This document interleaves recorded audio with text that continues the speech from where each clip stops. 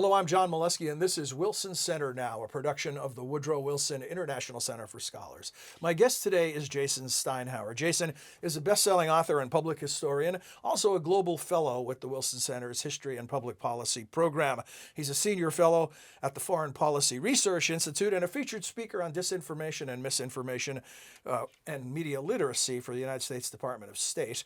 Here's his most recent book. He's working on another now, History Disrupted, How Social Media and the World Wide Web Have Changed the Past. Jason, great to see you. Welcome back. Thank you, John. It's always great to be here. So, one of the reasons that I invited you back is we talked about doing this again after we had a discussion about this book, and we were looking for the right hook. And then you wrote this brilliant piece post-election trying to gather your thoughts on what just occurred, where you talk about the centuries are not tied to the dates on the calendar. They're tied to other things. Tell us about that idea.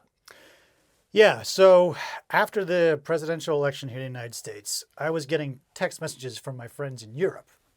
And they were saying, so what happens now? What happens next? What do you make of all this? Yeah. And so I felt like I needed a few days to kind of catch my breath and think about it. Because, we'd all been in the midst of this very heated campaign over the past few months. And the more I took a step back and thought about it, the more I kind of incorporated a lot of the things I was thinking and writing about with my book, as well as other engagements I've done with the State Department and institutions around the world. The more I began to think that maybe this election wasn't just about one particular candidate or one particular state. It was about some much bigger trends. And maybe some of the ideologies and institutions that had come to define the 20th century, or what I term in this article I wrote, the long 20th century, have finally given way to a new modus operandi, and that we're now officially in the quote-unquote 21st century. Now, when we make these judgments about when centuries end and when they begin, there's always a lot of subjectivity and there's always a lot of debate. So this is some ways just an exercise in sort of thinking about our current moment, where we are, where we've been, and what are the sort of guiding ideologies and principles of each of those moments, and have they shifted significantly enough that we feel like we're in something new?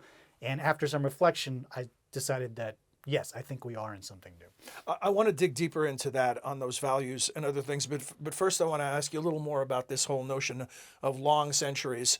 You've referenced the long 19th century, beginning with the French Revolution and ending with the Paris Peace Conference. What are the things that create a beginning and an end? Is it technology? Is it the way we communicate? What are the factors? Yeah, again, this is highly debatable, and Sure. different scholars may But have we're different running with your theory. interpretations. So I would say this, from my vantage point, I think we only know in retrospect. So Yes. we can't say at the time that something has started and another thing has ended. But I think in retrospect, we can see that there are certain institutions that have an outsized impact in shaping how society is organized. There are certain technologies that have an outsized impact in shaping how we communicate, what types of information we receive. And I think the forms of those technologies also matter. So one of the things I talked about in the piece that you're referencing is how many of the forms of media in the 20th century were linear forms of media. And so there were certain expectations about user behavior when you're interacting with a linear piece of media. You start at the beginning, you finish at the end.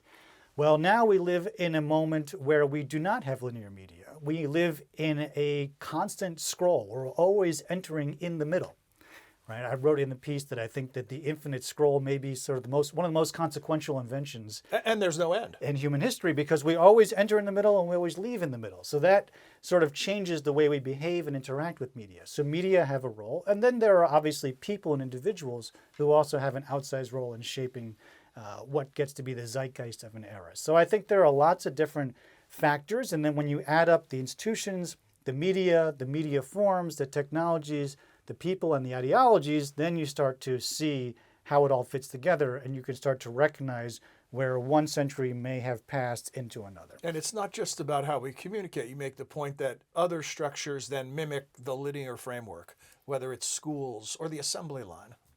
Yeah, so one of my principal arguments throughout the past few years has been the more we use the technologies, the more we become like the technologies we use. So right, when we use linear technologies, we start to operate and think in linear frameworks. We go from A to B to C to D. And if you think about how our educational institutions were structured, you start in a certain grade level, you then progress through those various grade levels in a linear form, and eventually you wind up the other end with a certification that says you can go do X, Y, or Z. It's a very linear mode of thinking. When you think about how people enter the workforce, you start at point A, you go through a series of apprenticeships, you start junior level, then you go mid-level, then you go senior career level, then you exit in retirement. Again, it's sort of a linear structure. Well, the promises of this new century that we're in, but also some of the perils, are that you no longer have to follow that. So you don't have to go through this linear mode of education in order to become an expert in something, in order to get certified to do something. You don't have to follow a linear career path. You don't have to follow a linear plan to get from point A to point B. You can hop around from place to place. And that mirrors the way we use the internet, where you don't have to go in a linear path. You can hop around from hyperlink to hyperlink. So my arguments rest upon the idea that the more we use certain technologies, the more their values become our values. Sort of McLuhan-esque here, the medium. Very is the McLuhan-esque. message. Very McLuhan-esque. The implications of this are staggering, right? When you start to look at where we are, it's sort of in the infancy of this nonlinear environment. And so you think about the way we organize schools. You think about the way that we organize life. Everything is based on a linear formula. The products we purchase, they have beginnings and endings. But so where are we as far as being able to identify what the standards are, the values are between the 20th century, which you say ended on election day, and the 21st century, which is just getting started in 2024? Well, the seeds for this have been planted, and I've talked about that. So they're precursors. It's not starting from scratch. Right. So we've obviously been living with the web and social media now for 25, 30 years. Yeah. So this is not like the web just invented yesterday. And certainly people have been operating inside an environment where they've been looking for different avenues to break out of these sort of more linear structural forms that maybe previously existed. I mean, if you look at the way education is evolving, right? There's a lot of discourse now about how you don't have to follow this prescribed pathway that goes from elementary school to high school to college to postgraduate to then working world. You can bypass it. You can go outside of that framework to find other avenues of education, whether it be certificates online or Coursera or Google or Microsoft. And then you can enter, you don't have to enter at an entry-level position. You can enter at a different level of position. You can build your own business. You can be a content creator. You can be an influencer. There are all of these different new ways of building a path that doesn't follow the trajectory that may have been prescribed by a previous era or by a previous set of institutions. And so I think that has been in formation for quite some time. But what we've seen over the past year or so is how that has really now burst into the mainstream and has really, in some circles, at least in some circles that I'm privy to and I'm earshot to, has become the new standard. So the previous way of doing things, the more linear path of going A to B to C to D, that's now completely old-fashioned. That's not au courant. That's not the way that you make your mark, make your living, make your fortune, make your fame. It's this new way. And I think in the election cycle, we kind of saw how President-elect Trump leveraged that. I mean, he recognized that. He understood that that's where the media landscape was going and that's where people's expectations were. And so he leaned into it, smartly on his part.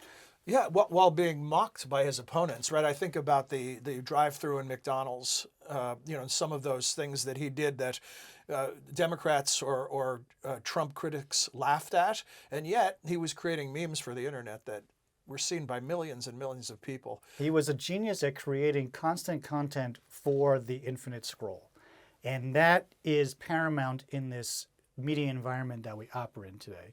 Because again, we're not coming in at the beginning and leaving at the end. So we're not hearing a told, finished, polished story about any particular candidate at any particular time. What we're just seeing are little cinematic glimpses. And the more that you leverage that, and the more that you lean into that, then the more the ecosystem rewards you. I'll just tell you a really quick story which sort of encapsulated this for me. I went very close to the end of the election cycle. I went to dinner by myself at a Chinese restaurant. My wife and my son were at home. And just out of curiosity, I started talking to the staff. It was a slow night, so I was the only person there. And I asked them if they had a preference in the upcoming presidential election. Now, their English wasn't great.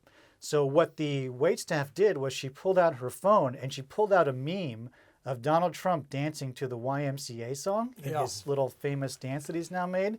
And she pointed to that and she said, "That's what I like."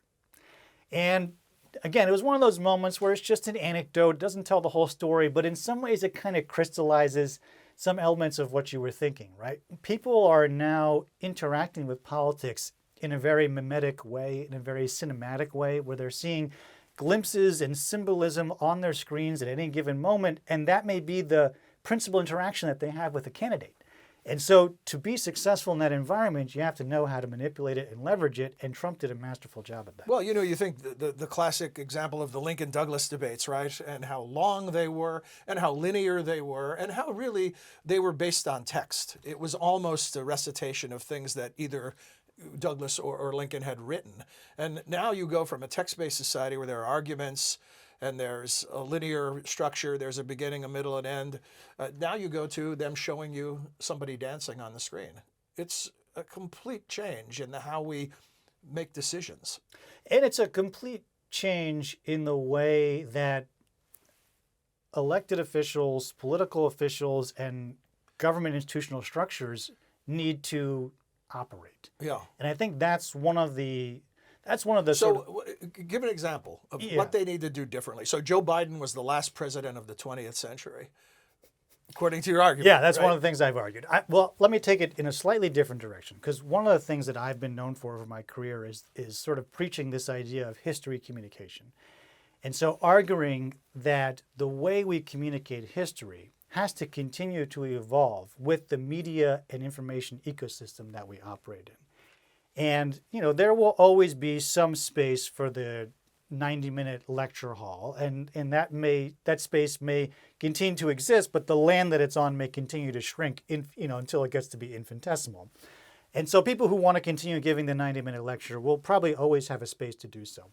But increasingly, the way people understand and interact with historical information is through the social web. And so if institutions, historical institutions, scholarly institutions, want to maintain their relevancy with public audiences and even with policymaking audiences, they have to adapt the way that they communicate on these platforms. And that means bending and contorting a little bit to what these platforms prioritize. Meeting people where they live? Is that what you're essentially saying? Meeting people where they scroll. Where they scroll. And so if you got an invitation from 60 Minutes or an invitation from Joe Rogan, you pick Joe Rogan. Well, you may not have to do either or, but I think if you're thinking about positioning yourself as being within this communication landscape, you have to understand what it privileges, what it does not, and how people are receiving information. And I think sometimes institutional structures that are have been around for a long time are sort of maybe a bit sedentary in how they do things, can be a little bit reluctant to embrace those changes because they feel like they're going to have to give something up. And they probably will have to give something up. But part of what I think I've been trying to do in my career is to think about ways that we can bring the values of the historical profession, rigorous research, scholarly enterprise, into this new ecosystem that doesn't always privilege. Do they still have a place? I think they do, but this gets to the question that you were asking about what elected officials and government institutions need to do. They also are walking this fine balance, right? How do you bring the values and mores that we feel are important, which is, evidence-based research, science-backed research, expertise, and plug it into an ecosystem that doesn't always privilege that? And so that's where we need to be clever in how we evolve our communications, both at the political level as well as at the academic level. The phrase that's playing in my head as I'm listening to your answer is, I do my own research. I don't need Anthony Fauci or any health officials to tell me anything about the pandemic. I do my own research. I mean, that applies to all endeavors, not just addressing a pandemic. How does a historian respond to that? Why do I listen to the top-down historian who's published 16 books and has been doing this for decades when I can do my own research? Well, my response personally would be, that's great. I have a lot of research you can read. I mean, historians and scholars and academics and fellows at the Wilson Center are in the business of producing research. So if someone tells me that they want to do their own research, well, I've got a lot of research that I can give you. So that's an opportunity. I think we should see that as an opportunity. And then the question becomes, how do we leverage the technologies that we have, both social media and increasingly artificial intelligence, to get that research into people's hands so that they can use it? And how do you build that authority and that trust so that they will give it some credence? Well, That's the key. The other factor is media literacy, something that you're involved in. I'm old enough that when I was in school, we diagrammed sentences. Were you old enough to remember that, or is that okay? We thought language was so important. We diagrammed, or we dissected it like a lab frog in biology class, right? There's no equivalent now for dissecting visual media or internet media or social media. Well, I think that there's actually widespread. There's a lot of good media literacy stuff that's happening, and I think one of my arguments has been that we need more of it. So if you look now, years ago there were only 1 or 2 states that included media literacy in their curriculum. Now I think we're up to somewhere around 15 to 20 states that have something about media literacy in their curriculum. Sometimes it's a actually structured media literacy framework. Other times it's a recommendation that media literacy be integrated, and it's up to the individual districts to do it. So I think that there has been some progress, but we have an opportunity, I think, to use social media and other media forms that are out there as primary sources in the classroom. And we can do exactly what you just said. We can take tweets or Instagram posts or TikTok posts, and we can break them down the way we used to break down sentences. Yeah. We can say, this is a source, right? Analyze it as such. What is the agenda of the person creating the video? What is the video trying to achieve? What mechanisms of the social web is it trying to leverage? These are all opportunities. We just have to build the frameworks and institute them into the pedagogy. And that takes time. There's always politics around that, but I believe that that's possible. Do you have any concern that we're just not moving anywhere close to fast enough as it comes to that? All the things that you're describing, these movements there's been talk of adding media literacy to classrooms for decades now, and it's glacial. Meanwhile, we're bombarded by messages daily. Yeah, I think we're lagging behind the technology. I think in some ways that always happens. These technologies enter the marketplace, we embrace them, we use them, and then along the line we figure out, oh, maybe we need to understand more about these technologies, maybe we need to dissect them critically, and then we try to reverse course or at least build some safeguards and some speed bumps into it. We're doing a little bit better with artificial intelligence. We are building more safeguards and speed bumps into it as we go along, although we still have a big learning curve there as well. In some ways, I think the education will always be behind the technology, in part because there's just so much more money in the technology than there is in education, right? There's so much more money in creating the tech and getting it rolled out and into people's hands than there is in getting people to stop and think critically. Then education plays catch up. Yeah, it's the way it's always been. Another really fascinating point you make as far as defining the difference between the century we just left and the century we're in now is that old technologies created jobs, new technologies are eliminating jobs. Huge disruptor, and you see the results of that in elections around the world. Yeah, so I've been doing a lot of reading about artificial intelligence because my next book, which I'm working on, is about artificial intelligence. I don't know when that's going to come out. I have a baby at home, makes writing a little bit difficult, but I've been doing a lot of reading and a lot of research. So this is not my own research at the moment. It's more an amalgamation of other sources that I'm looking at. But the evidence seems to suggest that while the technology of the 20th century actually helped to create jobs, the technology of the 21st century is actually helping to eliminate jobs.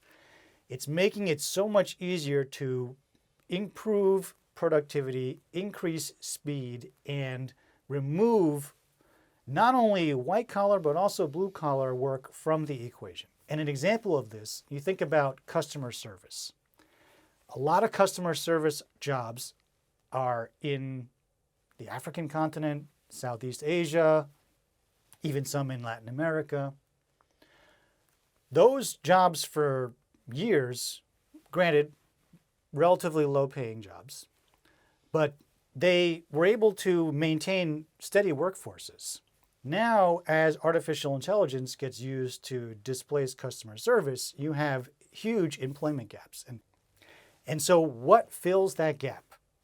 And we know in this country that when jobs disappear, if there is not a plan to fill in the gaps in some way with career skills, with training, with new employment opportunities, then what you have are hollowed out factory towns that we're all familiar with in this country, where there is crime, where there is drugs, where there is corruption, and where there is a loss of hope. And oftentimes when you get those things, then you get to ethnic nationalism, populism, in some cases violence and terrorism.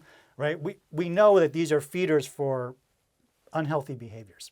Yeah. And so the risk that we pose now is that these technologies are going to so hollow out not just manufacturing towns in the United States, but communities around the world. And there will be nothing to fill those gaps. And then what steps into its place? And that should cause us all to have some concern. Yeah, and in the meantime, we're still applying the old standard, 40-hour work weeks to get benefits, which people don't get as much as they used to. So where is the new thinking? Where are they? You're not a futurist, you're a historian, but where do we look to figure out what is the new mousetrap that needs to be erected? Yeah, that's a great question. It's something I've thought a lot about recently because my background is in history, but I've always believed that a historically informed citizenry can help to shape its future. So if we understand what happened in the past with honesty, with rigor, and with sophistication, that should give us, or at least be able to give us some clues, not answers, but clues. So I think one of the things that we've seen, again, if we look at the United States, what happens when industry leaves? Well, history gives us a lot of examples right here in our own backyard about what happens when industry leaves and nothing fills its place, when the jobs disappear but the people don't.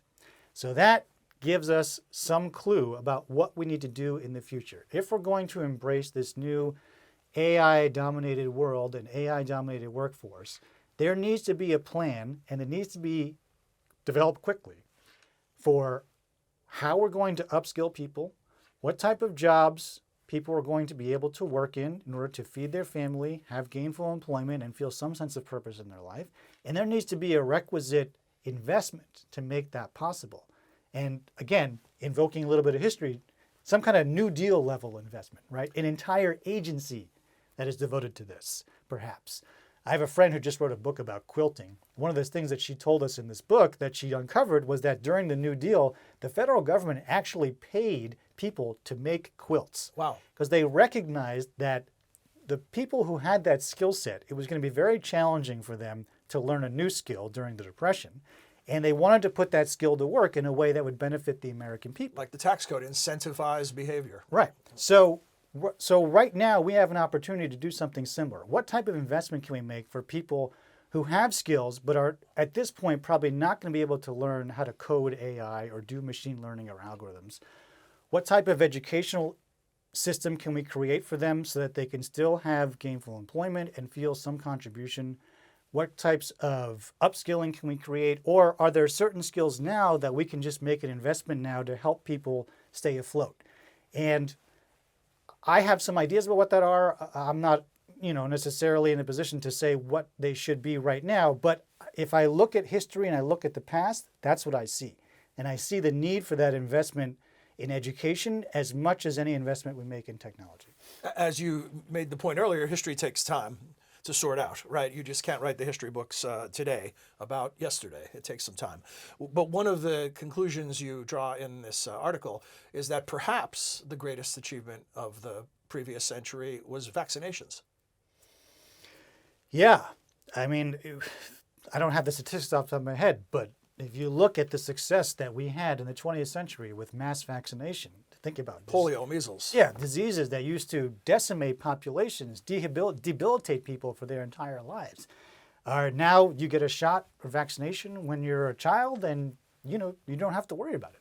That's an amazing achievement. It's an amazing accomplishment. And it's been incredible to watch over the past 10 to 15 years how there's been such a concerted effort to undermine all of that progress and achievement and all that expert-centric innovation.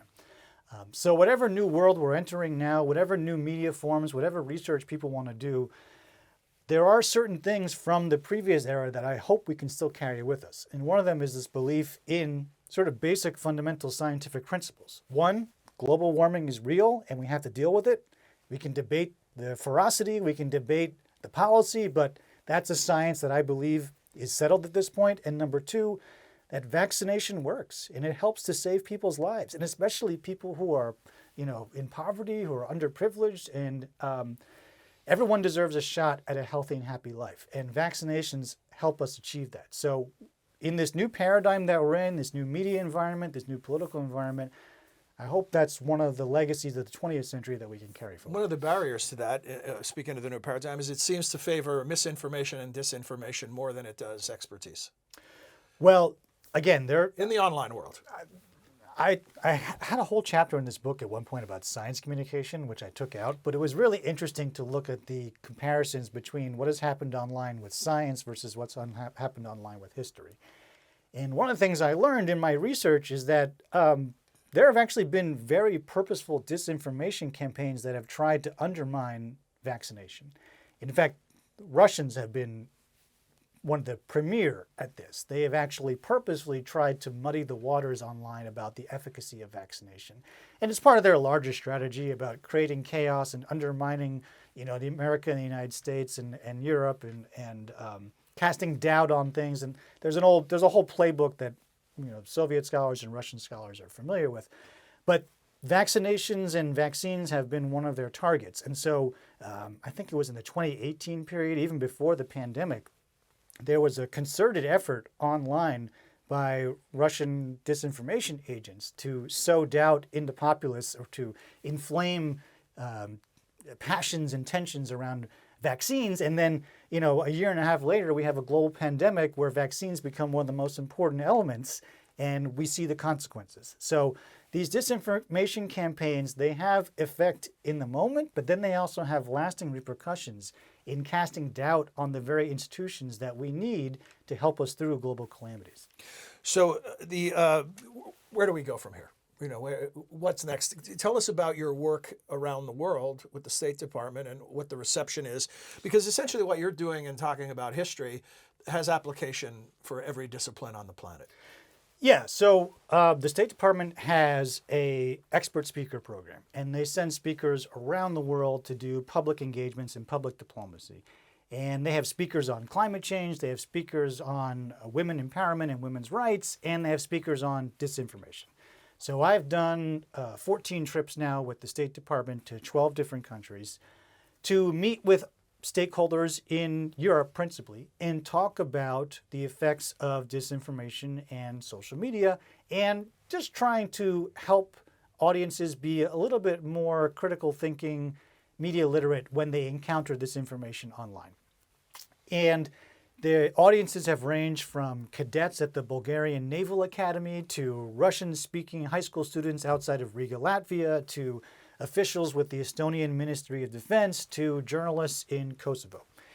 As you'd expect with that wide range of knowledge and skill sets, there's a lot of different opinions and insight into what's happening, and some people are very well versed in the online information ecosystem, and others are still finding their feet. I think the principal thing that comes out of these missions and these trips is that we have an opportunity to embody our values or what we believe to be our American values in front of our partners and allies. And for me, those values are a belief in democracy, a belief in information literacy, and a belief that honest and accurate history is critical to both. And if we look at the world today, we see how in so many places that is under threat. There are scholars and journalists who are being targeted for doing honest and critical work. There is a lack of information literacy in many communities where there's lots of propaganda and it's very difficult to decipher what is what. And there's also democratic backsliding, which is the result of not only disinformation and aggression by foreign actors, but also corruption in a lot of different places. So what I hope comes out of these trips is a chance to reinforce the values that we feel best uphold democracy, human rights, and fundamental freedoms, and to argue for those values on the global stage.